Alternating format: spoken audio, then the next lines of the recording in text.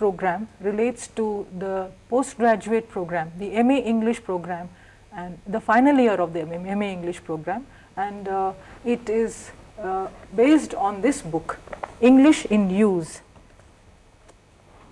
the abilities of individuals. The program is specifically on block 4, which is about spoken communication, participation as listeners and speakers.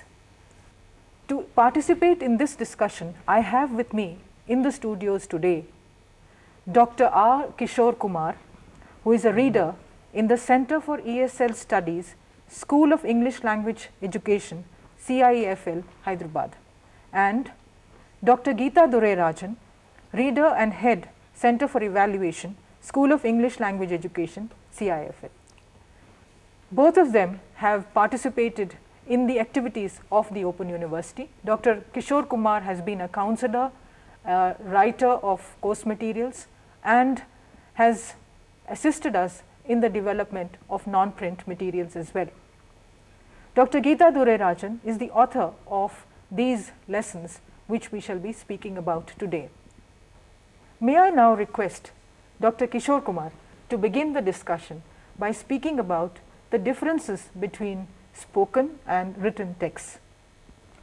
Thank you, Professor Pushparam Krishna. As you know, language is a tool for communication, and we talk of 4 language skills: reading, writing, listening, and speaking. And as you know, of these, listening and reading are receptive skills, and speaking and writing are productive skills. In reading and writing, we have a reader and a writer. The writer encodes the message and the reader decodes the message. And in speaking and listening, we have 2 participants, one is a speaker, the other one is a listener. Now, in this part of the program, we shall look at the differences between spoken text and written text. Now, as you know, written texts are texts where you can spend a lot of time on them. Written text is a planned activity. In other words, what we are trying to say is writing lends itself to this kind of thinking, planning. You can think, you can plan, and you can write. So, it is a very planned activity. When you come to spoken text, spoken texts are spontaneous. You have to do that in real time. For example, if you ask me a question now, I have to answer it immediately. I can't say, please give me 2 minutes, let me think, let me organize my answer. So, when I have to answer, I have to do it in real time, but at the same time I need to think. So, I will be thinking on my feet, I will be answering your question, at the same time I will also be thinking about what I should say. Number 2, once you write something, you can always, when you are writing something, for example, if you are writing an essay, your focus is on the points, your focus is on the content, your focus is not on the language. So, what do? Once you write the first draft, you go through it to find out if what you have written is grammatically correct. Okay? But this is not possible when it comes to spoken text. Once you say something, it is the end of it, that is all, you can't change it. The third point, it is possible for us to correct what we have written because we have rules of grammar, we have grammar rules which very clearly tell us how something should be written. We have dictionaries which will help us in finding out if we have written something correctly, but there are no such rules which are clearly described for spoken text. If you look at a spoken text, usually each sentence, the sentences are very short and they are all connected mostly by coordinating conjunctions like and, but. Okay. So, these are some of the differences between written text and spoken text, but at the same time there are some exceptions. For example, if you are writing an informal message, you are going out, there is no one at home, so you want to leave a message. Do you plan? Do you spend some time thinking what to write? You just write, going out, will be delayed, do not wait. So, this is like your spoken text. You do not have full sentences, complete sentences, it is an informal message. Though it is a piece of writing, it is like a spoken text. Similarly, when you have to give a lecture or make a speech or make a presentation, though it is an oral presentation, your text, what you say, appears like a written text. So, whenever you have to give a lecture, you have to make a speech, whenever you have to make a presentation, you go there planned, you spend a lot of time on what you want to say and how you want to say. So, they look like a written text. So, some texts though they are written look like spoken text, and some texts though they are spoken look like written text. Could you now, Geeta, tell us more about the texts that are used and the context in which these texts come into play? Okay, we've just been looking at differences between spoken and written texts. Let's now ask ourselves, what are the kinds of roles we take on when we speak, and who are the people we speak to, and do those roles also differ? And then ask, is there a connection between the kind of role we take on and the language we use? Now, this kind of speaking we do in both our mother tongue and in English. We keep changing our roles all the time. So, the first question we have to ask ourselves in our minds before we begin speaking is, who am I when I speak? But that's not enough. You then have to ask, who am I speaking to? Am I speaking to a friend? Am I speaking to my college or school principal? Am I speaking to my father, my grandfather? Am I speaking to an acquaintance? And so on. And at the same time, also ask, what is the relationship between these two people? As I said, if it's a grandfather, a father, or a school principal, then we are saying this person is older and therefore you're superior. It may be a friend and therefore somebody who's an equal. And then it could be somebody who's younger than you, or it could be somebody who in status is inferior. Now, depending on this role relationship again, the choice of language that we use changes. It's also important to keep in mind, where am I speaking and when am I speaking and to whom? So, there are about 4 ideas we have to keep in mind. 1, who am I when I speak? Whom am I speaking to? And when and where am I speaking? Last of all comes the most important point, which is, why am I speaking? Depending on the place and the reason, our choice of language will change. First of all, we might choose to speak in either Telugu or Hindi, or we might choose to speak in English.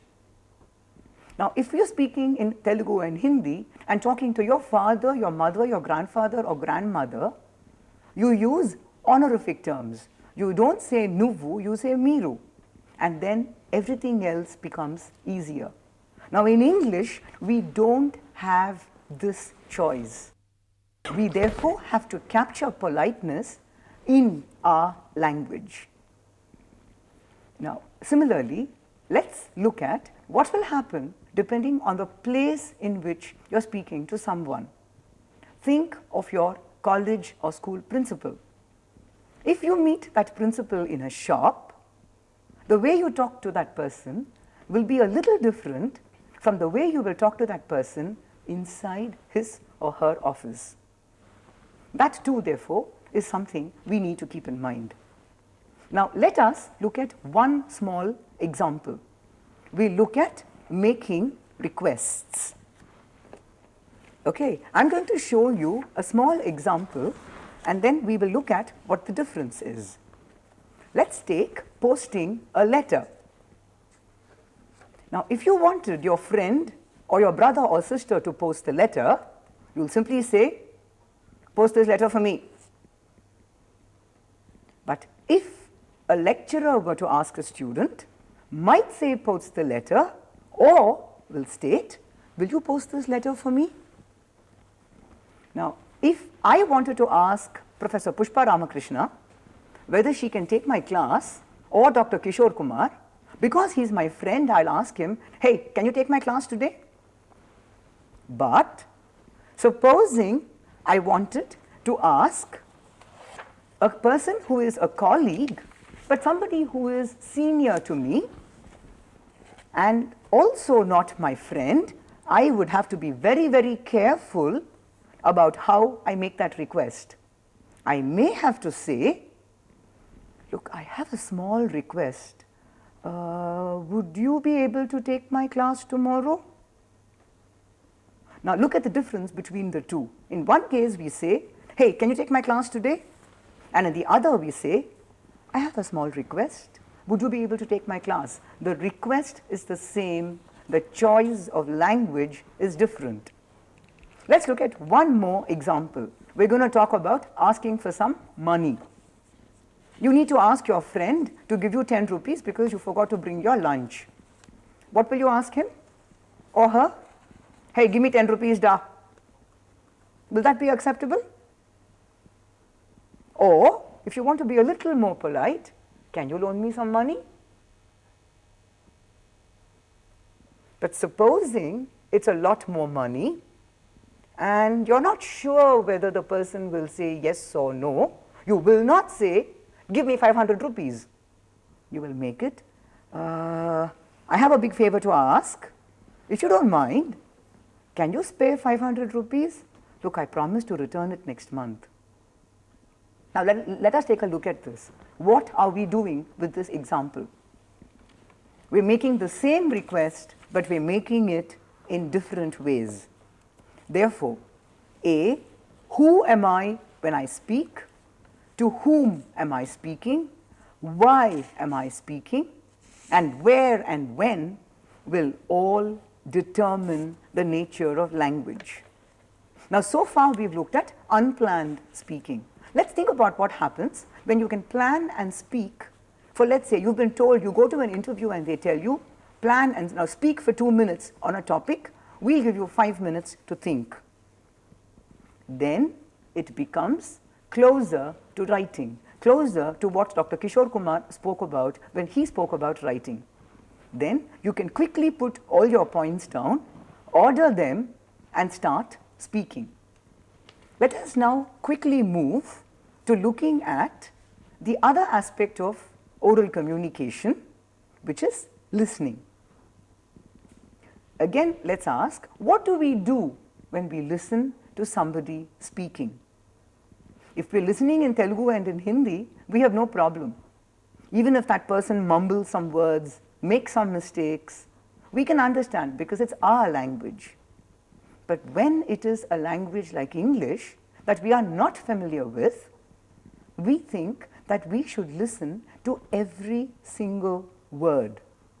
And then because we are listening to every single word, we're listening to the and the but and the in and the and the on, we sometimes miss out on the important words. Now, how do we try and adjust this? As proficient speakers, we change and know what to do. But with English, we don't do this. Therefore, what is it that we can do to make us better listeners? When we are listening to somebody else, if we can quickly think about what is this person likely to tell me, then I know what to do. Okay, but are announcements the only kinds of listening we do? But no, there are 3 kinds of listening. One is the listening when we listen to announcements. Now this is one-way listening. No interaction, we listen, we get the information and we go away. Then a big public talk. Then you have a second type of listening, which is informal, interactive listening. Here, we are listening and speaking at the same time. These are dialogues, conversations, and group discussions. And then we have a third kind of listening, where it's like listening to a public speech. For example, when you go to a study center and somebody is giving you a lecture, you can listen, you can make notes, but you can interrupt sometimes or quickly make notes and ask questions. Now, the important question for you is, are there differences in the way we listen for these 3 kinds of listening, just as how there are some differences between planning, planned speech and unplanned speech? Let's look at announcements. All our attention when we listen to announcements should be only on the information. We know what we want and we should learn to listen only for that. Let's take dialogues and group discussions. A small part of the context is known, but you don't know what the other person is going to tell you. It can be unpredictable. Therefore, we have to listen a lot more carefully actually, because at least with announcements, you know that what you have to listen for is time, platform, train number. With a group discussion, you don't have this choice. You have to listen to anything the other person says, and then what is worse, you can't tell them, I'll think and answer. A small part of your mind has to begin thinking about, now what should I say in response? Should I begin with will I, can I interrupt? What do I do? All of this has to happen. So we need to listen carefully. We also need to be prepared to speak. Last of all, let's look at lectures and talks. Now this is a little easier. When you go to class, you know what the teacher is going to talk about. You know the topic. Therefore, you only have to look for details and information. You can take down what the person has said. You can actually write down questions, think about what you want to say, rephrase your question properly, make it more like a planned bit of speaking, and then ask your questions. Now, if we were to write down what we speak and read it, I'm sure we'll think that we are making mistakes, but we are not making mistakes because we're thinking as we speak. What you're saying in fact is that spoken communication can be like this, that the nature of the communication itself is such that it can evolve as you go along. You can actually add to it, you can modify it, you don't need to do it perfectly, especially if it's not a formal context. Yeah, quite right. It cannot be completely pre-planned because we don't know what the other person is going to say. And depending on the ideas that the other person says, I have to take it from there and continue. But sometimes if you are asked a question and you need to answer the question there and you don't have a ready answer for that question, now you have to play for time. So you need to use different strategies, like you can say, oh, you have asked a very good question. I am very glad you have done this. You have asked me this question. See, what are you doing? You are not trying, you're not appreciating the person for asking this question. What you are doing is you are getting some time for yourself to organize your answer in your mind. So we are also saying that in spoken communication, sometimes many things are left unsaid. Yeah, yes. Many things are left unsaid. So it's also a question of understanding what is said perhaps by other communications, in the sense that you have body language, you have facial expressions, you have intonation. Could you talk about that, Geeta? Supposing I say something like, what we hear is, the door is open. Now this door is open can mean at least 3 different things. It can mean, 1, somebody is sitting inside, they hear the doorbell, and from inside you hear a voice, the door is open. It means, look, the door is open, please come in. You walk into the door, into somebody's office, and this person says, and you want a confidential meeting, and the person whom you're going to meet says, door's open. Automatic indication is, close the door, not open it and come in. Even more interesting is 2 children in the middle of the afternoon. I'm sure this is said in Telugu half the time or in Hindi. 2 children will say, shh, door's open. Meaning, I wanted to go to the storeroom and take out something to eat, but the door is open. Let's not make noise, otherwise Amma will wake up and come and catch us. Now, what are we saying? First of all, that same door is open is said in many ways. Doors open, and it means different things. But this is not so much of a problem as how we use English and sometimes make lots of mistakes. Okay, let's take a simple, we spoke about requests earlier, asking for some money, asking for somebody to post a letter. Now let us say that I want somebody to buy me some bread. So what am I likely to say? To ask that person, please will you buy me a loaf of bread? This will sound terribly artificial. Okay? I may not even use the please, but if I said, buy me a loaf of bread, now that's worse. But I could say something like, buy me a loaf of bread, will you? Now what have I done there that I have not done with the, please will you buy me a loaf of bread? I have used intonation. Now we do this in our languages, koncham chestava. It's not as though we say chestava all the time, but we seem to not be able, or we forget to do this when we're talking in English. We learn that we must use would you. So, would you buy me a loaf of bread? And then we wonder why that person stares at us as though we are idiots who don't know the language. Or if you take the use of please itself, we think that using please is enough, that using thank you is enough, and we forget that it is stress and intonation that is much, much more important. Think about how your mother will ask you to go and buy some rice for you. Hey, 5 kilo chawal teeskara. But that is a mother to a child, to a young son, to a daughter, and you don't have to worry about, am I being polite? Mother doesn't have to think, will the child get angry with me? Even with your mother or father, you might be equally impolite.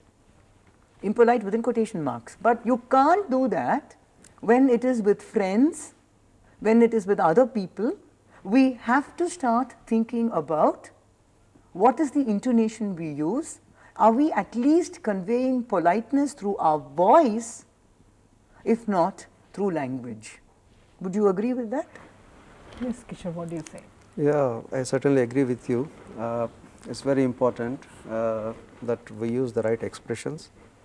In a formal setting, we use formal expressions. But language itself is not enough. You also, as Geeta rightly said, your tone, the way you say it, voice, intonation, all these combined together to create the right impact. Because whenever you communicate with someone, you have a purpose in mind. You want the other person to do something.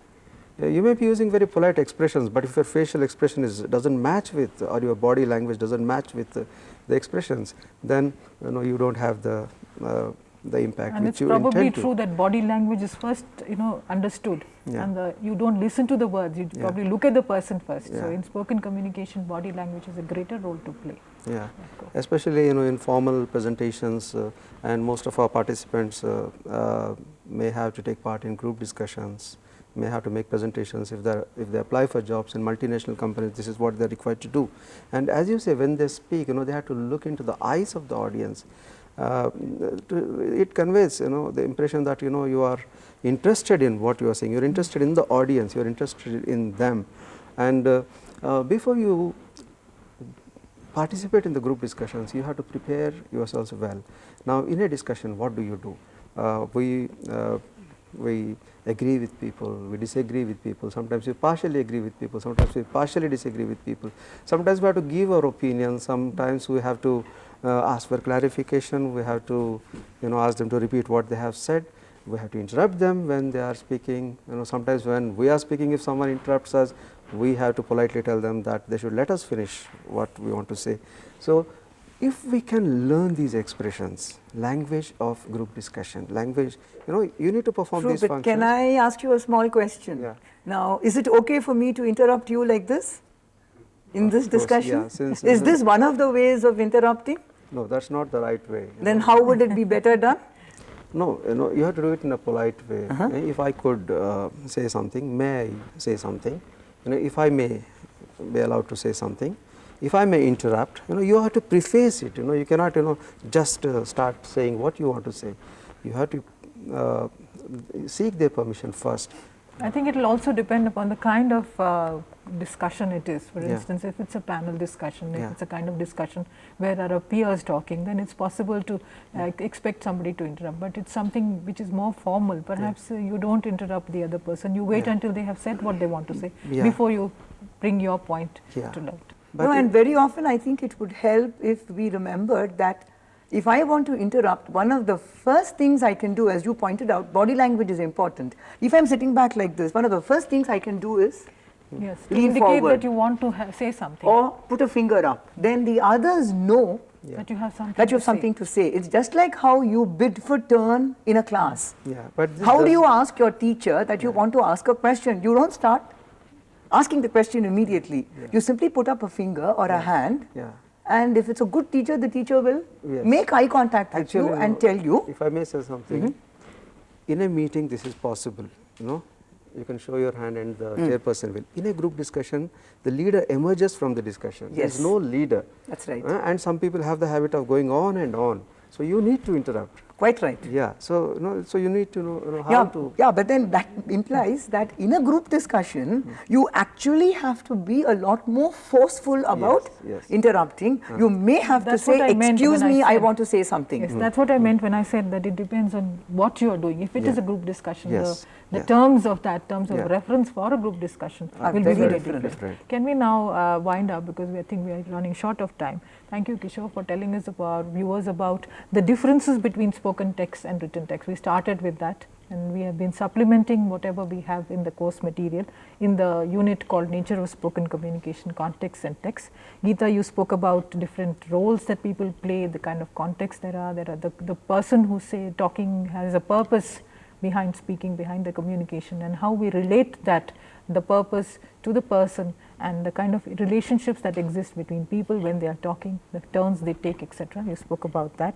And Kishore, I think you came back again to speaking about variations in meaning, that in different languages, particularly the socio-cultural meanings that certain types of expressions take, which makes it very difficult for a person who is from another language to adopt or to take up that stance immediately, or to speak as fluently as the other speaker. Yeah. Thank you very much for being here with me today and for Thank telling our students about this. I know that we have tried to do what we could not do through the course materials, which were printed materials. We have tried to replicate what would happen in a spoken communication, so that they can in fact find the material is supplemented through this discussion. Thank you once again. Thank you.